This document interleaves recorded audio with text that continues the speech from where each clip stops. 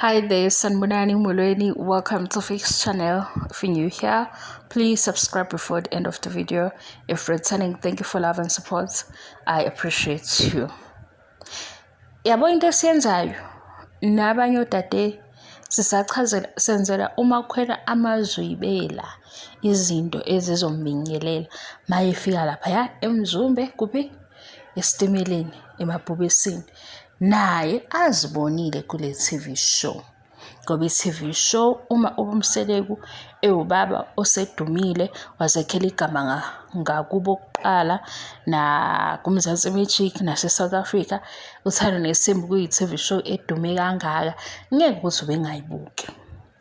Uma khwela usazofound out ukuthi yini eyayenza uMacele ekhalela ukuthi uMayeni noMangwabe kungenzeka behambe ekhala kanye nobani nobabakhe ngoba besetafuleni elilodwa ekhuluma noMacele bobabili ukuthi-ke njengoba kukhona unumber 5 ozayo isimo samasizukuba sihle wakhala uMseleku waqedela uMseleku wathi ngikhala ngibuka uMacele ngoba ngimfeyilile uMacele ngimvumisa izinto kodwa kunabantu asebenqaba izinto wathi uMacele labantu engibakhalelayo ngoba sikuthathela lapho ukuthi ukhalela abanye labantu esengibakhalela manje abamsupport asiyibuza usipho uMacele ukhalelani ukhalela ukuthi amakhosikazi awabo uMseleku awuthu kungenzeka ukuthi ahambe waze wathi-ke ongcono idedele le ndaba ka-number 5 umamkhulu lo angise sichazela uMakhole ngani nge-confusion aya kuyo lapha ukuthi ukuba confused kuba yinto enjani wakhala umamkhulu ngizonikhombisa isithombe sokuthi nangu umamkhulu wayekhalela ukuthi uMayeni noMangwabe bayahamba lo mamkhulu ofanayo uye lo hlekayo manje ku-season 8 uhleka ukuthi usefikile unumber 5 manje siyibuza ukuthi ngempela usahleka ukuthi unumber 5 ufikile noma khona enye indaba esinihlekisa nathi sesihalela ukuyazi ukuze thina sihleke into esiyaziyo ukuthi sihlekane ngoba ihlaya eliziwa abantu abathathu bahleka baliqede bobathathu ngeke kuze kube yi-hour kudlule lesibili abantu abathathu kade bezwe ihlaya elifanayo kukhona oyedwa osolobe ehleka udu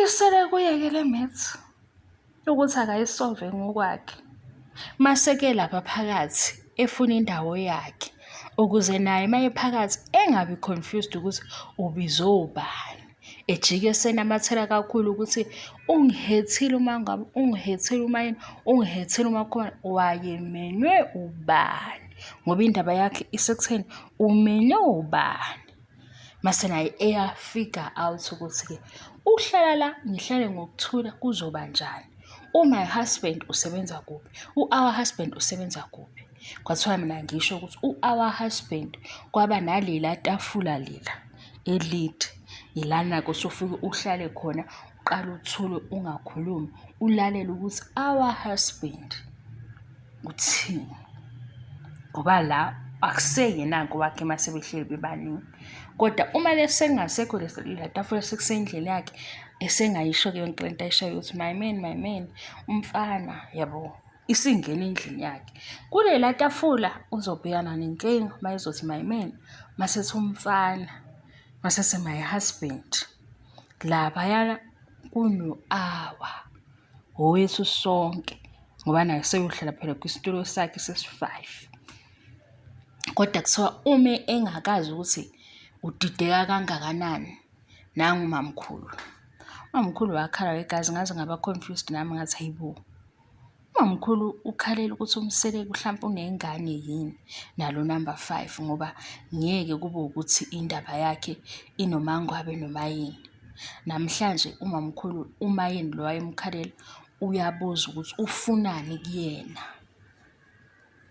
manje inkinga ubuza uMseleku engabe uyobuza uMayeni ukuze athole impendulo eqondile kuMayeni yazi angiyithandi kanjani leyo ndaba leyo ukhona lo amsolayo ngokuthi ufunani kuye akabuze yena ngoba uMseleku angeke ayiphendule kahle le mpendulo uMayeni kodwa uzoba nazo iy'mpendulo ngoba uMayeni embuza nje manje ukuthi wasuka namagama okuthi ngiqhathanisa nawe. Ngani? Uzweni? Tswi umamkhulu. Yini leyo oyizwile? Ngabe uyambekela ukuthi mhlampe-ke uqhathanisa indlu yami neyakho, yabo? Nasi siyibambe indaba kube yimpi esiyizwayo ukuthi iyaphi. Akasamphenduli. Wathi uMayeni, hhayi ukuthi mina ngihlezi ngikhuluma ngawe. Yini ube nomqondo ukuthi ngiyaqhathanisa wenze sengathi ngikhuluma ngawe? Yabona ukuthi sisuka phinde ukhona lo ofike ekhulume ngoMayeni. And siyazi ukuthi thina siyacabanga ukuthi usuke enzelani. Usuke esenzela ukuqeda onke amafruthi asesipaka. Lo ofike ekhulume ngoMayeni. Ngoba uMayeni uthi mina angikhulumi ngawe. Kodwa usukuthathelaphi ukuthi ngikhuluma ngawe ngize ngiqhathanisa. Angithi ngeke nibone ukuthi ubani ofike esipaka bemnikeza amafruthi bemnikeza ijuice. Shuthi nje ukuze edle ukudla okumnandi. Uhlezi ezothi hhayi ngalena imzumbe ngoba namanje nangu ozongena usengena usethi ngizozidifenda usetshelwe ukuthini? We guys, yazi into engiyi-realize la abafana bayafana. Akukho ukuthi umfana ona 50 ngoba le mithi ihlezi izosebenza. Hawu. Kuvele kuthiwe loyo kwasocacima. Uyilalelelani leyo nkulumo wena? Uyilalelelani? Ngoba phela manje useganga ngawe. Wenzela ukuthi-ke nawe uzithembe. Yini i-confidence yakho kufanele ibooste ngokuthi ubani unamaphutha amangakanani ukunawakho? Uyaphi? Ninobabili. Ngoba manje mhlampe sekuzothiwa iyo lento yokuthi uhlakaniphile. Lo ukuhlakanipha wena khona izinto ekuthiwa zizimbi ongayikhuluma ukuze uyibone ngathi ungcono kunomunye. Uhlakaniphile. Uhlakaniphe ngani? Kuvela ama-issues abalulekile amanye amakhosikazi azama umbono kuthiwe thula ngoba uhlakaniphile. Ungayikhulumi wena imizwa yakho. Ungayikhulumi imizwa yakho kuhlakanipha. Hayibo, uyazi omunye unkosikazi ukhalaza ngokuthini. Wena useze ukhalaza phela ngoba lo khalazayo ngithi uyagxekwa. Iwona kuhlakanipha-ke kwakho. Sithembu. Yiko abantu besihlafunani nikhala. Bekuthiwa simtshele ukuthi ake uyibuza naye ukuthi uMacele wayekhalelani.